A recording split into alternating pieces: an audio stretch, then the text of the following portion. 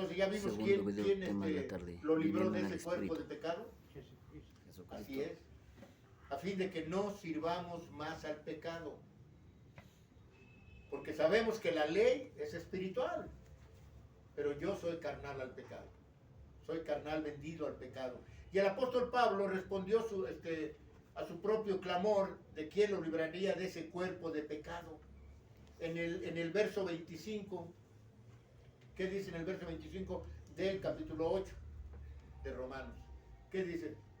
Gracias doy a Dios por Jesucristo, Nuestro Señor. nuestro Señor.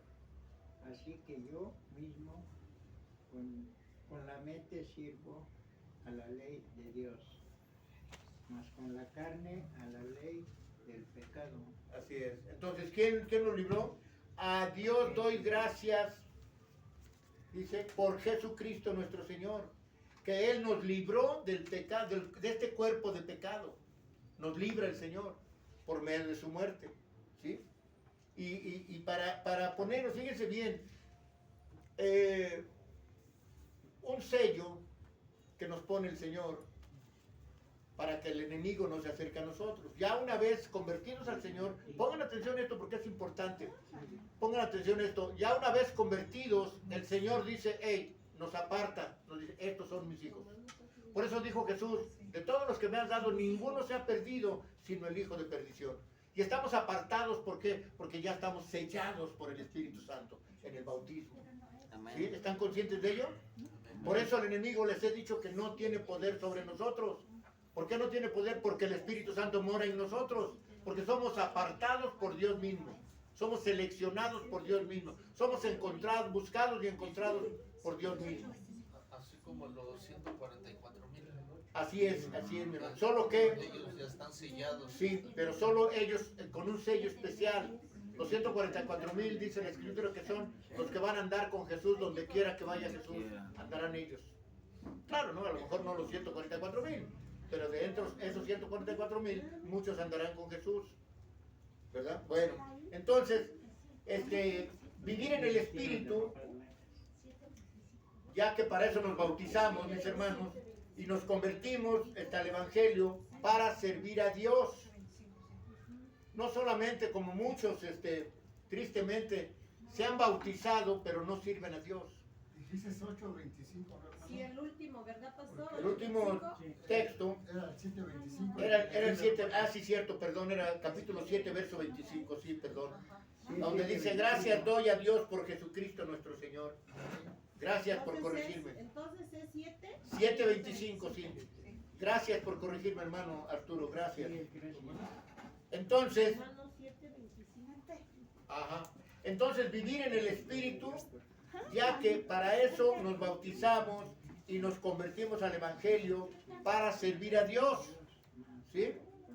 Así que, amados hermanos, vivir en el Espíritu es una vida que fluye sobrenaturalmente. ¿Sí entienden eso? Sí. ¿Cómo es que fluye sobrenaturalmente? ¿Cómo? Y a veces nos privamos de tantas cosas, nos privamos de muchas bendiciones, nos privamos de mucho conocimiento, de mucha sabiduría, porque no sabemos que en nosotros está uno más grande que el que está en el mundo. ¿Sí? Entonces, fluye sobrenaturalmente porque el Espíritu de Dios o el Espíritu Santo fluye, y espérate que fluya. El Espíritu Santo no es de este mundo, es sobrenatural. O sea, ¿qué quiere decir sobrenatural?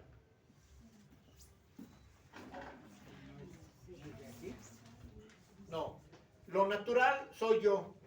Yo soy un ser humano natural, pero sobre mí hay algo más. Hay algo más que no es natural. El Espíritu Santo. Entonces, eso es algo sobrenatural. El Espíritu Santo no es humano. El Espíritu Santo no es pecador. El Espíritu Santo no vive bajo la carne. El Espíritu Santo no es un hombre. Sino es algo sobrenatural. Es algo que proviene de Dios. Y que pónganse a pensar que el Espíritu Santo se puede dividir en millones y millones y millones de partes. Nunca se han puesto a pensar en eso, ¿verdad? Porque, oye, en nosotros mora el Espíritu Santo, pero ¿tu Espíritu Santo es igual al mío? ¿Tu Espíritu Santo es igual al mío? Claro que sí, porque es parte del mismo Espíritu de Dios, ¿sí? De su Espíritu Santo. Nada más que nuevamente, así como Dios por medio de Jesús, después de su resurrección, pudo presentarse a 500 hermanos a la misma vez, que obvio no estaban juntos como nosotros en un solo lugar, había en diferentes lugares y a la misma vez estuvo ahí Jesucristo con ellos.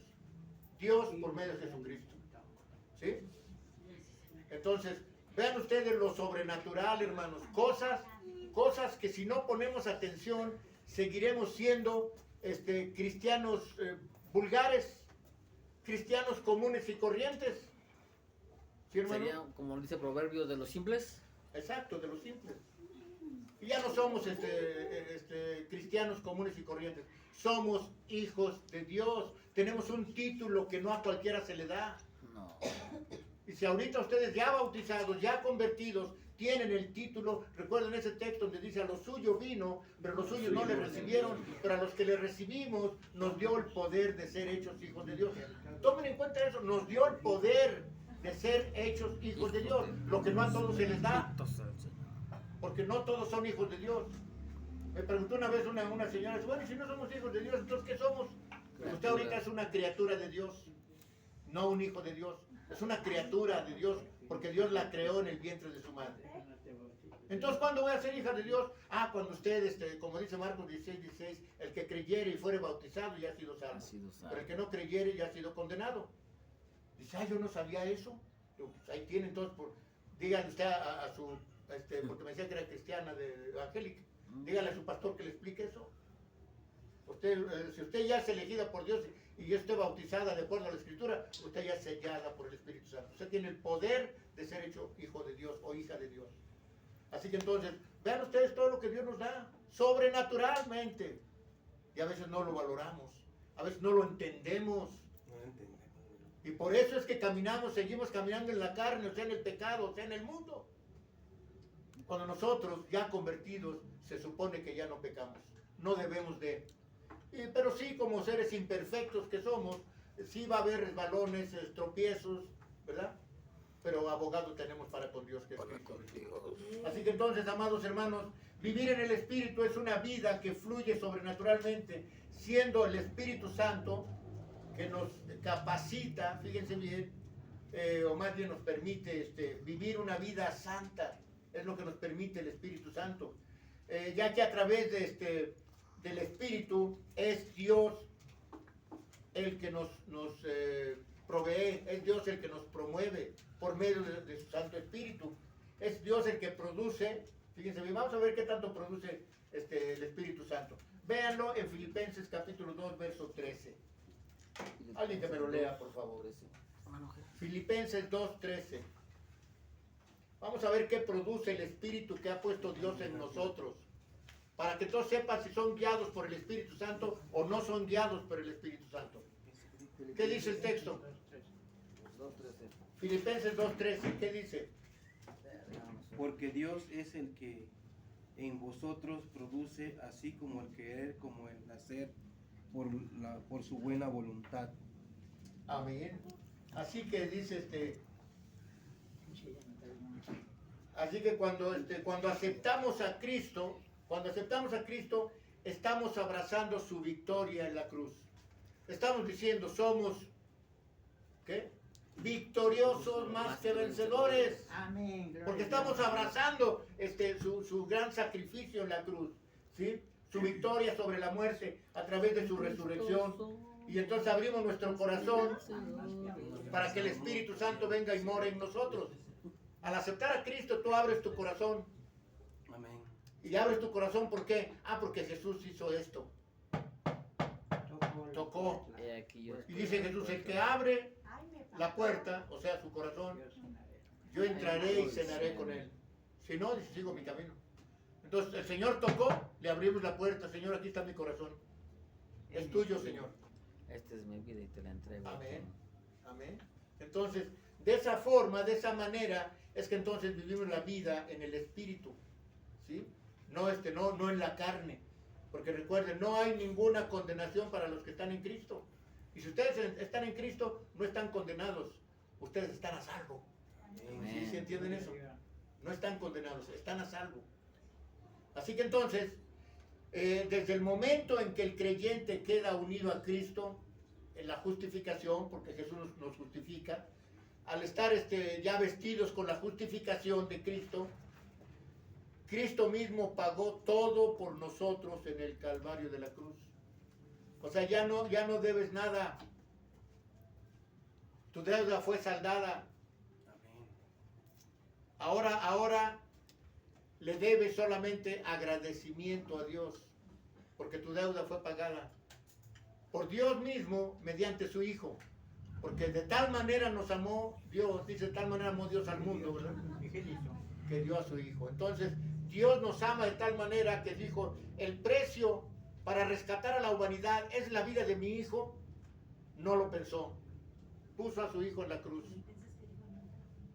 Ahora la pregunta, ¿alguna madre podría hacer eso? ¿Alguna madre podría decir, para que se salve todo el mundo, sacrifico a mi hijo, lo crucifico? ¿Alguna madre haría eso? No. Solo un Padre amoroso, como lo es nuestro Padre Celestial. Solamente Él podía hacer eso. Poner a su hijo y tener el poder para quitarle la vida de una manera muy violenta. Pero también tuvo el poder para resucitarlo y subirlo a sentarse a la diestra de Él. ¡Qué maravilla! ¡Qué cosa tan hermosa! Dice la segunda carta a los Corintios, capítulo 5, verso 21. Dice de esta manera la palabra de Dios. Segunda de Corintios, capítulo 5, verso 21. Dice, al que no conoció pecado, ¿quién era ese? Cristo. Así es. Al que no conoció pecado, por nosotros lo hizo pecado. ¿Quién lo hizo pecado por nosotros? Dios, ¿no? Dios, exactamente. Lo hizo pecado. Dice, para que nosotros fuésemos hechos justicia de Dios en Él. ¡Qué maravilla! Es ahí donde entonces te das cuenta. Yo mi vida no debería de tenerla yo. Debería de haberla crucificado con Cristo. Y de hecho leímos el texto anteriormente. Porque nosotros hemos sido crucificados juntamente con Él. ¿Sí se acuerdan de ese texto? Pero también juntamente con Él hemos resucitado, amados hermanos, puesto que al nacer del Espíritu resucita siendo una nueva criatura en Cristo, en el bautismo. ¿Se has pensado en eso, hermano? Ya fuiste crucificado con Cristo. Tus pecados fueron ahí crucificados. Pero ahora por medio del bautismo tú resucitas siendo una nueva criatura en Cristo. Y se supone que entonces ya no debes pecar. Ya no debes andar en el camino que andabas antes. Ya no debes hacer tu voluntad, ya no debes de hacer las cosas que hacías antes. ¿Qué cosas hacías antes? Pues era yo muy enojón, muy gritón, muy peleonero, muy grosero, muy avaricioso, muy envidioso. Ya no debes de hacer nada de eso. Debes de ser una persona sana espiritualmente, sana. ¿Sí? Porque hay personas enfermas físicamente, pero sanas espiritualmente. ¿Sí? Y hay muchas personas sanas espiritual y físicamente. Así que entonces, desde el momento en que el creyente queda unido a Cristo, entonces es cuando eso se cumple en nosotros. ¿Qué texto leímos ahorita? Segunda de Corintios 5. 5:21, perfecto. Al que no conoció pecado. Bueno, así que como se ve en el texto, en él se trata la abolición del poder del pecado que tenía sobre el creyente. O sea, estábamos esclavizados al pecado, ¿sí? Antes de estar justificados, y esta abolición, ¿saben lo que es una abolición? Lo quita. Recuerden cuando Que dijo mola. Jesucristo, yo no vine a abolir la ley, sino a cumplirla. O sea, no vine a quitarla, sino a cumplirla. Hay unas versiones que dice que la vino a magnificar. Ándale, a magnificar. Entonces, eso ya lo vimos en Romanos 6:6, donde dice que el pecado fue destruido, ¿sí? Por la muerte de Jesús. Y esto tiene lugar en todos los justificados, hermanos. Ustedes y yo somos ya justificados por Cristo Jesús ante la presencia de Dios. ¿Sí? Él nos justifica. Solo por el hecho de estar unidos a Cristo. Porque recuerden, el que ama a Cristo, ama al Padre. Y aquel que ama al Hijo, ama al Padre también.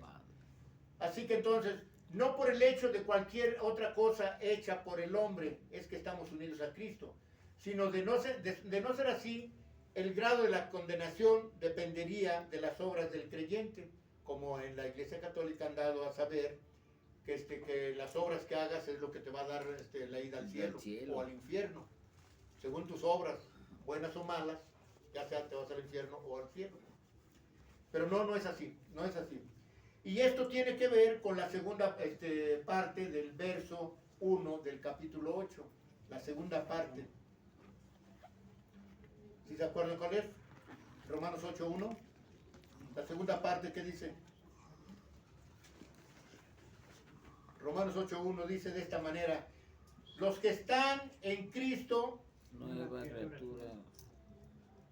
que no andan conforme a la carne, sino conforme al Espíritu. O sea, no hay ninguna condenación para los que andamos en Cristo. No hay ninguna condenación. Pero si andamos en la carne, entonces sí, estamos condenados. Así que, hermanos, tengan muy en cuenta lo siguiente, para que entonces, convencidos de que salimos del pecado, ya la unión con Cristo, por medio del bautismo, desde luego, anula o abroga, como lo habíamos dicho antes, el pecado. O sea, ¿entienden eso? Déjenme se los explico. Con la muerte de Cristo, si crees tú en Cristo, si le has entregado tu vida a Cristo, entonces el pecado tampoco tiene poder sobre ti. Y el pecado, obvio, es influenciado ¿por quién? Por Satanás. Chanclas. Así que no debes de pecar. No debes de pecar. La escuela sabática nos habló de que tenemos que entender una cosa. El mundo no va a funcionar de acuerdo a nuestra voluntad. El tiempo tampoco se va a ajustar a nuestra voluntad, sino todo lo contrario. Tenemos que ajustarnos nosotros al tiempo y a la voluntad de Dios. En que tomemos buenas decisiones. Así es, así es. Entonces, los que están en Cristo, dicen, no andan conforme a la carne, sino conforme al Espíritu. Muy bien, y ahora el enemigo y sus pecados ya no tienen poder sobre nosotros, ¿sí? Porque ahora, mis hermanos, ya se supone que no andamos conforme a la carne. Y digo se supone, siempre lo he mencionado, porque aún estando ya convertidos, todavía caemos en tentaciones, caemos también en provocaciones. Porque a veces somos tan dice mi señora, tan jarritos de Guadalajara que nomás nos dicen mi alma y ya queremos nuestra casa aparte. ¿Sí? O sea, apenas nos dicen una cosa y no hay, créanme una cosa, yo les voy a decir por experiencia, cómo es de sufrir el agravio. A mí me han dicho muchas cosas malas, feas, han hablado de mí. ¿Y saben qué hago yo? Yo no respondo, solo le pido a Dios por esa persona. Solo digo a Dios, Señor, perdónalo o perdónala. Y no voy a decir que no sabe lo que hace, porque sí sabe lo que hace. Cuando alguien te ofende, sabe lo que está haciendo. Pero yo solo pido por él o por ella. Eso es lo que debemos de hacer, hermanos. Y no responder de la misma forma o peor. No, pues me dijo, yo le doy más. Como aquella hermana que ya falleció hace muchos años, ¿no? Aquella hermana que decía, no, a mí si me buscan me encuentran. Ah, caray. Sí. ¿Y dónde Ya está lo que falleció. aprendiste de la Biblia si es que le has puesto atención a Cristo? ¿Dónde está aquello de la Biblia? Bueno, entonces, mis hermanos, en ese sentido, Cristo reduce a la impotencia el pecado y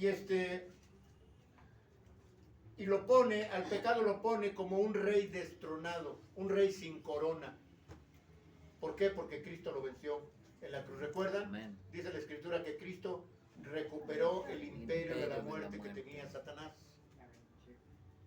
Que me costó un gran dilema ya en la iglesia donde iba yo al estado. Porque les dije eso, y dicen, no, hermano, ¿dónde dice eso en la Biblia? ¿Dónde dice eso? Eso dice la Biblia, hermano. No, ¿cómo cree? Usted está inventando. Y me consta porque esto... ¿Dónde está el texto? Le digo, no se preocupe, se lo traigo la próxima semana. Y a la semana siguiente le lleva el texto, mira, aquí está. No miento, aquí dice eso. Nomás le dice, ¿qué Y pasó, di- hermano? ¿No que era yo mentiroso? Y dijo ¿No que que no. yo mentía? Y que nunca lo había leído él. Y que nunca lo había leído, él dice. Igual que yo. Entonces, bueno, vamos a ver nuevamente qué dice Romanos 6:6. Ya lo habíamos leído, pero vamos a leerlo nuevamente para saber Romanos qué nos 6:6. dice Romanos 6:6. Dice, sabiendo esto, que nuestro viejo hombre y nuestra vieja mujer también fue crucificado juntamente con él para que el cuerpo del pecado sea destruido a fin de que no sirvamos más al pecado. El cuerpo del pecado. Aquel cuerpo que Pablo clamaba ardientemente, decía, miserable de mí, ¿quién me librará de este cuerpo de pecado? La respuesta la dio después, en el capítulo 7, verso 25. Gracias doy a Dios por Cristo Jesús nuestro Señor, porque Él fue el que nos quitó a todos el cuerpo del pecado, nos cambió, así como Dios revistió a Adán y Eva y les quitó el delantal de hojas de higuera y les puso trajes de piel, los revistió, así Jesús también nos revistió a nosotros después de tener las ropas inmundas del mundo. Él nos quitó esas ropas y nos puso ropas blancas. Recuerden cuando uno de los 24 ancianos le pregunta a Juan, ¿quiénes son todos estos vestidos de ropas blancas? Los que lavaron. Dice, Señor, pues tú lo sabes todo. Todos estos son los que salieron de la gran tribulación, los que lavaron sus ropas en la sangre de Cristo. Ropas blancas. Fíjense la controversia, ¿eh? ¿Cómo podría ser que nuestras ropas fueran blancas si las lavamos en sangre? Pero la sangre de Cristo es transparente, hermanos. La sangre de Cristo no es pecadora. Romanos 6:6. Y escuchen lo que les digo, ¿eh? La sangre de Cristo es transparente. ¿Por qué? Porque toda la sangre humana es pecadora. Toda la sangre humana es pecadora. Por eso dice que los pecados si son rojos como el carmesí. Así es, serán blancos como así es. la Pero la lana. sangre de Cristo no fue roja, fue transparente, visible, no escondió nada. Todo lo puso frente al Padre. Y el Padre hizo su acción poniéndolo en la cruz y volviéndolo a resucitar. Eso mismo hará con nosotros, hermanos. Ya lo hicimos espiritualmente, ahora va a ser físicamente. Que el Señor nos va a resucitar. ¿Lo creen por fe, hermano? Amén. Gloria sea al Señor. Así que entonces, todo eso no lo elimina del todo el pecado, ¿eh? Y sabiendo esto que nuestro viejo hombre fue crucificado juntamente con él para que el cuerpo del pecado sea destruido. Pero sabemos bien que todo esto no lo elimina totalmente de nuestro interior. O sea, no elimina el pecado totalmente de nuestro interior. Ya que recordemos que el enemigo tiene influencia en la mente humana. ¿Sí? Eso tenemos que estar vigilando para que no nos tiente con esas grandes tentaciones que el enemigo pone frente a nosotros. Vamos a ver, estamos a punto de terminar el tema. Romanos capítulo 6, verso 11 al 15. Romanos 6, 11 al 15. Dice de esta manera: así también vosotros considérense muertos al pecado, pero vivos para Dios en Cristo Jesús, Señor nuestro. No reine pues el pecado en sus cuerpos, en su cuerpo mortal, de modo que le obedezcan en sus concupiscencias. Verso 13. Ni tampoco presenten sus cuerpos, o sus miembros más bien, al pecado como instrumentos de iniquidad, sino preséntense vosotros mismos a Dios como vivos de entre los muertos. O sea, de entre los muertos espirituales nosotros revivimos en el bautismo, revivimos y ahora somos nuevas criaturas en Cristo. Entonces dice, y vestidos y vuestros miembros a Dios como instrumentos de justicia. Verso 14 dice, porque el pecado no se enseñoreará de ustedes. Me detengo ahí. De vosotros. ¿Ya vieron lo que les dije hace rato? Porque entonces ya ni Satanás ni el pecado tienen poder sobre nosotros. Y lo está diciendo aquí el texto. Yo no me acordaba de este texto, pero se los dije por convicción. De que el pecado y el enemigo ya no tienen poder sobre nosotros. Y aquí lo está diciendo. Dice, porque el pecado no se enseñoreará de usted. ¿Qué es enseñorearse? Por ejemplo, le dijeron al hombre que a la mujer le dijeron, tu marido se enseñoreará de ti. ¿Qué significa eso? Como Tener podrá ser. autoridad sobre Que la tomará mujer. autoridad el marido sobre la esposa. Pero aquí dice que entonces el pecado ya no se enseñoreará más de ti. O sea, ya no tendrá autoridad el pecado sobre ti. ¿Por qué? Porque el Espíritu Santo mora en ti y es más grande el que está en ti que el que está en el mundo. Amén. Así que entonces dice, pues no están bajo la ley, sino bajo la gracia. ¿Qué pues? ¿Pecaremos porque no estamos bajo la ley, sino bajo la gracia? manera. En ninguna manera. Pero este texto es el que no comprenden aquellos que dicen que están bajo la gracia. Por eso dice que entonces, porque no están bajo la gracia, ¿qué? ¿Pecaremos? Y eso es lo que hacen la mayoría de denominaciones. Dicen no estar bajo la ley, pero no guardan los mandamientos. ¿Sí? Pero dicen estar bajo la gracia. ¿Y la gracia elimina los mandamientos? No. No, de ninguna manera. Ahí lo dice, de ninguna manera. Pero aquellas personas son mal enseñadas. Recuerden, esto es importante recordarlo también.